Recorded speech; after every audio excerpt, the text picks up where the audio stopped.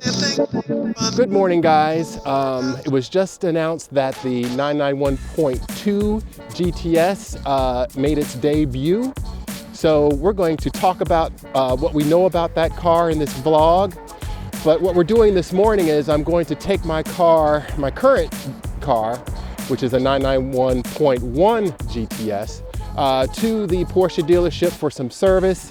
So why don't you ride along with me and let's talk about the new version of this car. A little bit later in the video, I'm going to call it up on Porsche's website so we can take a look at the car, mainly for design and aesthetic reasons, just to see how it looks and if there's any differences between the look of the new car versus my car. Come on, let's go for a ride. Before I go, I just have to take one last look at this car before I leave it in service. I love this car. This is the current generation 991.1 GTS. It's a 2015 model, and I've had it since new.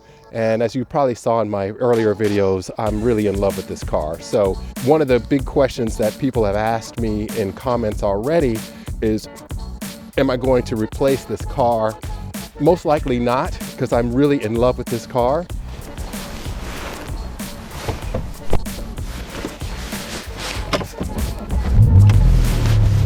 Let's talk about the new 991.2 GTS. What do we know? Well, the big headline, I guess, is the power. We have an increase in power. We're up to 450 horsepower, and that's a healthy increase over my 430 horsepower in my naturally aspirated version. Torque is up to 405 pound-feet. Now that's way more than the amount of torque in my car. I've got 325 pound-feet of torque. So a huge gap in torque, which we knew that would be the case. This new car is a twin turbo 3-liter unit. And as we know, turbochargers really fill the torque curve out. And we saw that in the Carrera and Carrera S models too. They got a big torque bump. From a performance standpoint and engine standpoint, the new GTS looks like it's going to be a beast. Now, some other tweaks that I think are different from mine, and again, correct me in the comments below if I'm wrong about any of this, but the suspension comes with the sports PASM setup as standard, and whereas my current setup is with the normal PASM, not the sport PASM. So from a handling perspective, it is set up to be more aggressive, at least in my car. Now, again, that was an option for my car. I could have opted to get the sport PASM suspension, but I chose not to. Hey, look, GTS, Porsche Cayenne GTS, nice. It's got the winter tires on and wheels, I can see. One more thing about torque. That torque, maximum torque, is available at a very low 2100 RPM. That's very low. Now, again, by comparison, my naturally aspirated car, the torque is available way up high. I think near the red line, 7,000 RPM. Let's get on the highway here. Speaking of, see if I can do this. Yay.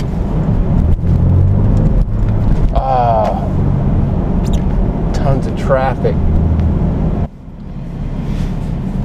And as I sit here stuck in morning traffic, the 0 to 60 time of the new car is conservatively estimated at 3.4 seconds.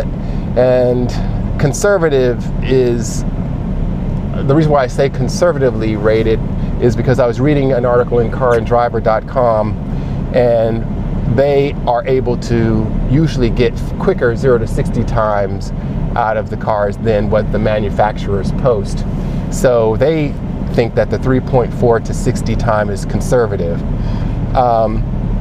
How does that compare to this GTS? Well, the 0 to 60 has been reported to be in the 3.6 range for this car with PDK, and we're talking PDK now. Now the 0 to 60 in 3.4, I would note, is based on the four-wheel drive version of the GTS. Now this is a two-wheel drive GTS, what I have. So the four-wheel drive GTS will have a lot more grip, especially off the line with all four wheels pulling the car out. So I think my car still is in the hunt. Now clearly the new car is, I'm sure, is going to be, the numbers say it'll be a better performer. The suspension setup says it'll be more aggressive than what I have. The engine has a big fat torque curve in the middle. So clearly the new GTS is going to be a superior car, no doubt about it. And as Porsche keeps developing their sports cars, the performance is just going to, the level of performance is just going to continue to get higher and higher. So no doubt about that. And am I excited to see this GTS? Yes. I'm glad that Porsche is staying committed to this lineup of cars.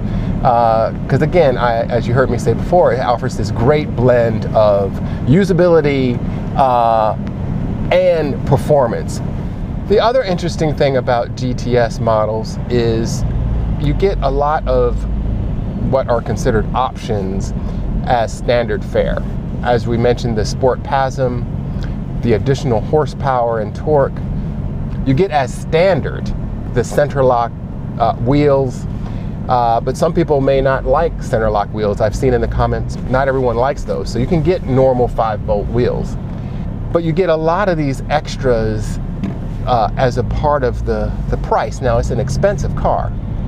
But if you were to option out a normal Carrera S with all of these options, it would cost you a ton more money than the GTS comes as standard.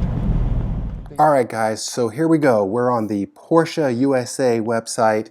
We're looking at the image gallery, so at least I'm curious to take a closer look at how the new 991.2 GTS looks and see if I could spot any differences with my car. Obviously, this is the 991.2 generation, so some of the characteristics have changed versus my 991.1.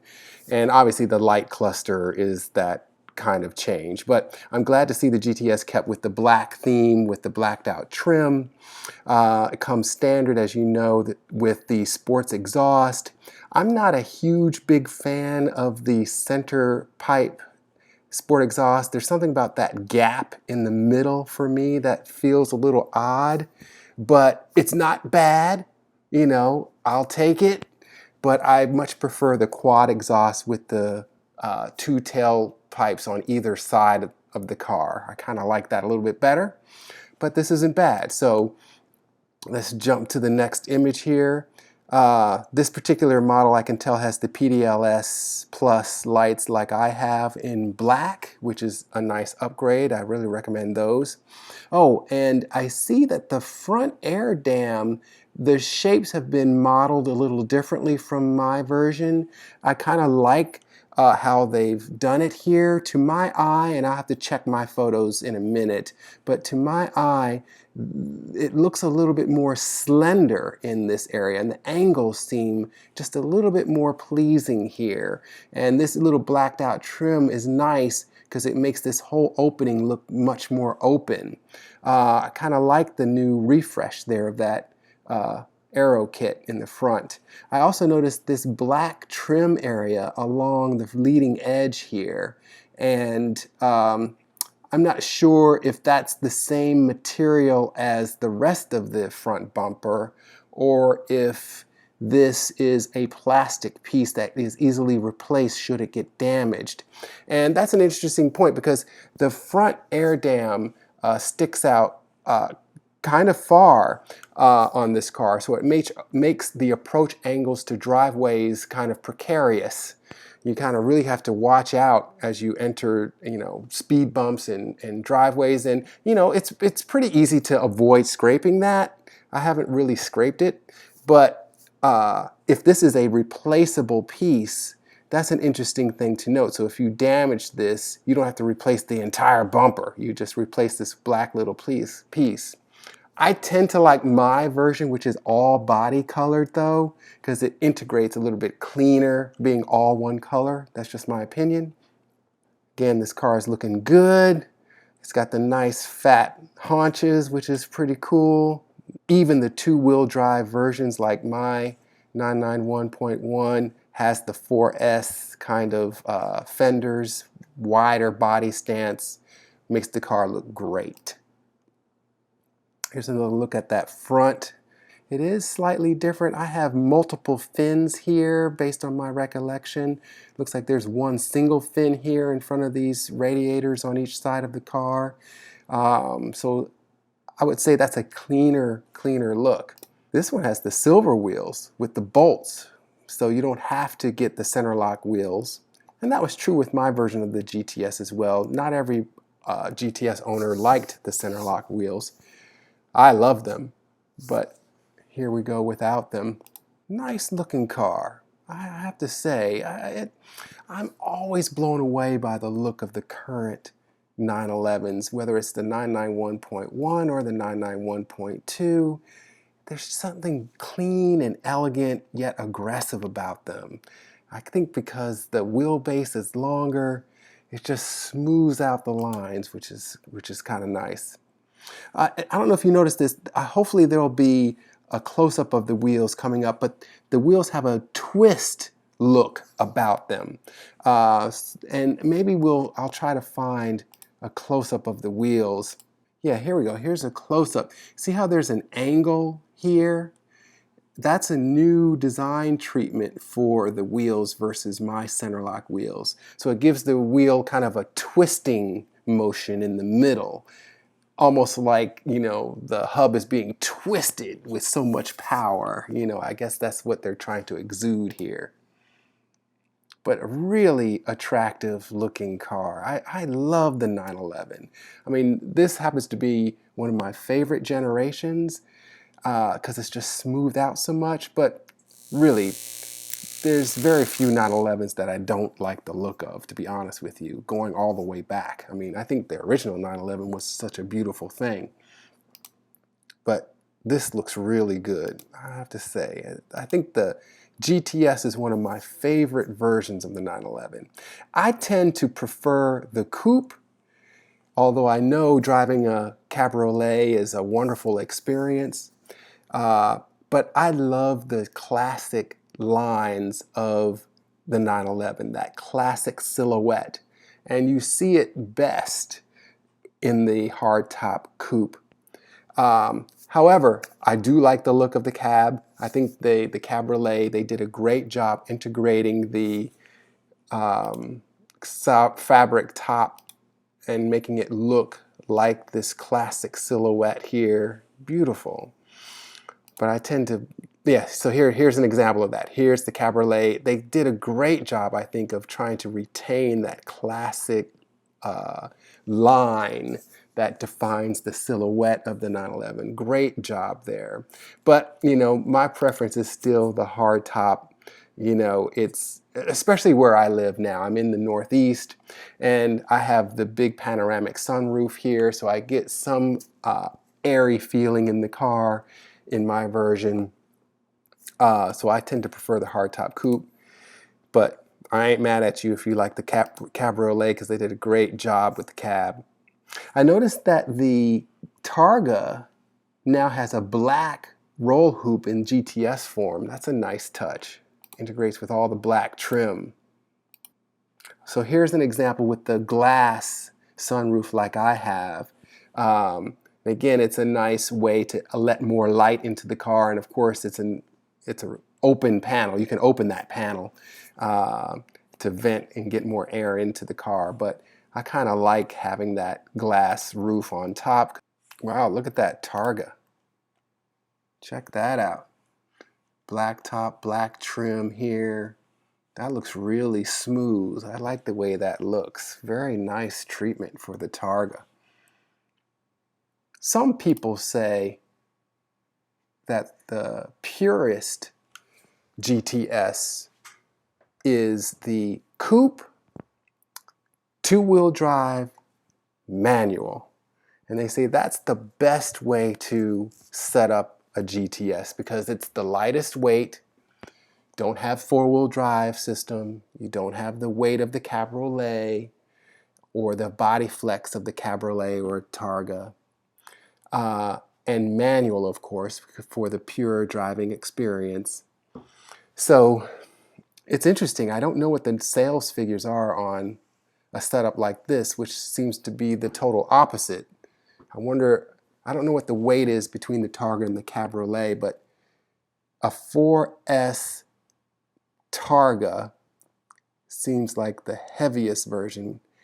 And then you put a PDK in that, seems like some would argue going against the ethos of the GTS. But if you have one, I ain't mad at you because it looks beautiful, and I'm sure it's a great performer. Okay, so here's the GTS interior. I can tell by the red stitching, obviously it says GTS on the headrest, and the Alcantara material on the interior seats. I noticed the Alcantara goes up a little bit higher into the headrest versus what I have in my car. And of course, the Alcantara roof liner. This model does not have the glass sunroof like mine, but Alcantara there, Alcantara insert on the doors carries over. And of course, Alcantara on the steering wheel. I did not get that. The dealer spec'd my car, and it had it on the showroom already built when I came and saw it, and they had spec'd it with a leather wheel. I'm sure this Alcantara wheel feels great to the touch. I wonder how it will wear over time, you know, because your hands are you're human. You have body oils and things like that. So how will that affect the Alcantara over time? I'd be curious to see. But a lot of the features of the interior have carried over. Here's a close-up of the sport exhaust tips, which I'm sure many of you are familiar with in this generation. It's blacked out with black chrome, which is nice to integrate it into this black piece down here. Yeah, nicely done. Again, I don't prefer this setup. I much prefer the quad exhaust, but... All right, guys, after looking at the car, what do you think of the new GTS? Are you excited about it? If you recently purchased a naturally aspirated 991 GTS, how are you feeling about your purchase right now? Is this tempting you? Are you saying, shoot, you know, I should have waited?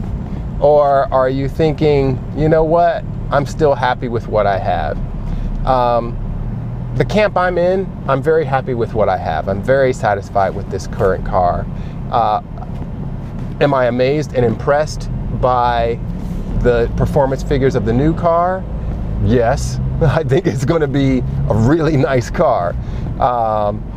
Do I want to drive one? Yes, I want to see and feel the difference of them. So if I ever get an opportunity to drive one, I'm definitely going to drive one. But I'm not having any second thoughts about this car. I think I'm with this car for the long haul. I don't know if about you guys. You know, some people go through cars every year, every couple of years. I see a lot of YouTubers, they're buying cars left and right. It's like, oh my gosh, how are they able to do that?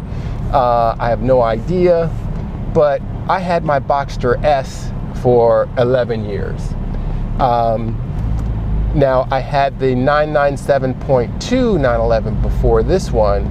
Only had that for about 2 or 3 years because I stumbled upon this car and I just had to have it. So again, just to refresh your memory, I've owned this car since 2015. I took possession in February of 2015. So we're coming up on to almost 2 years with this car. And I don't see giving it up. And it's funny, I'm not able to drive it as often as I'd like to drive it. This car is still pretty much brand new to me. I plan to enjoy this for many, many, many years to come.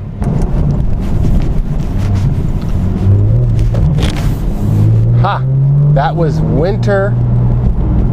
That was a slide right there. I believe I caught a patch of ice and oversteered and caught it. So got to be careful out here in the wintertime, y'all. Gosh, this car is so much fun to drive.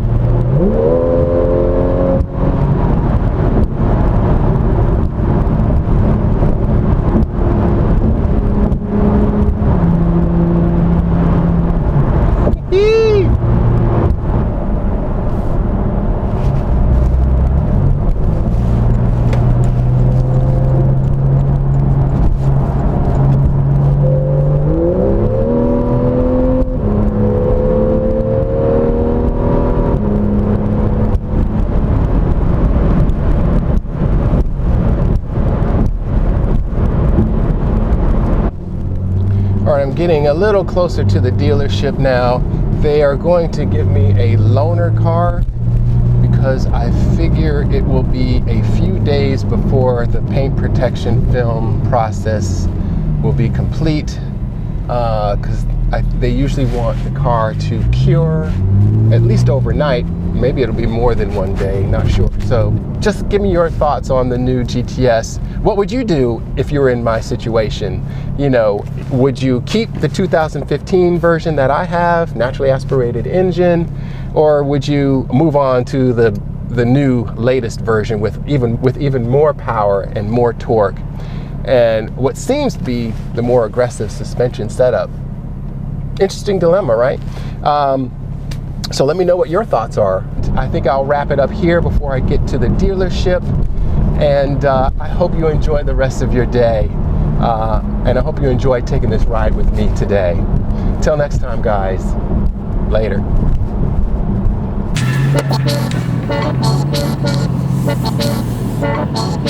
You think